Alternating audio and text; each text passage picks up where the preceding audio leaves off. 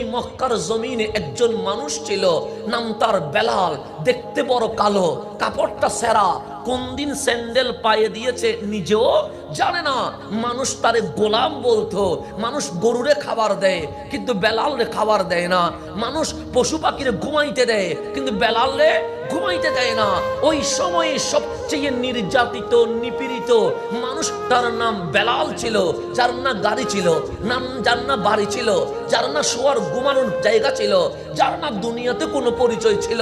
একদিন ইবনে উমাইয়া ওনারে পিটায়া লাল করে দিয়েছে। খেজুর গাছের বাগানের মাঝখানে বসে রহমানের দরবারে মোনাজাত করছে, মালিক আমি কি মানুষ হইয়া জন্ম নিয়া ভুল করেছি?